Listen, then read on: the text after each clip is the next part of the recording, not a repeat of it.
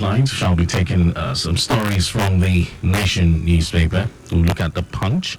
We'll find out what's on the Vanguard, and then I will delve into Alausa Alert.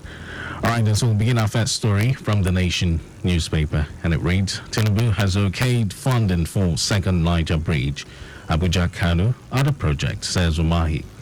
Now, Works Minister Dave Umahi yesterday said President Bola Ahmed Tinubu had approved funding for the Abuja Kaduna Zaria Kano and the Lagos-Badon highways, as well as the second Niger Bridge bypass project. The minister said the approval will remove the financial constraints hindering the three projects.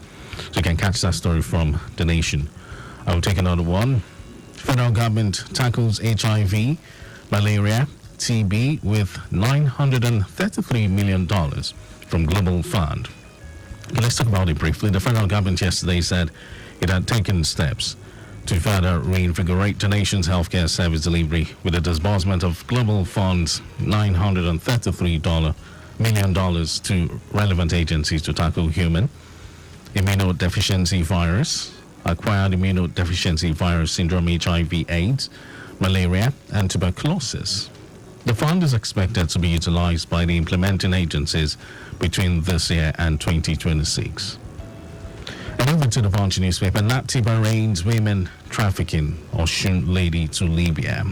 And two residents of Oshogbo, Osun State, Akini Temitokpe, 41, and Abiodun Luakemi, 31, on Thursday appeared before a federal high court sitting in Oshogbo for offenses bordering on human trafficking. Details of the offenses committed by the two women, as contained in the charge sheet, indicated that they conspired and procured a 20-year-old Kehinde Okpeyemi, a resident of Oshogbo, and moved her to Libya for exploitative labor. LG calls for strict regulation of tobacco industry. Also from the Punch newspaper, the federal government has stated the need to ensure strict regulation of tobacco industry in accordance with the country's legislation and global best practices. The coordinating Minister of Health and Social Welfare, Professor Ali Pate, disclosed this recently in Lagos at the formal launch of the Federal Competition and Consumer Protection Commission Tobacco Control Advocacy Campaign, tagged Don't Burn Their Future. That story is taken from the Punch newspaper. From the Vanguard, Japa Fire Service foils suicide bid over 2 million naira failed visa deal.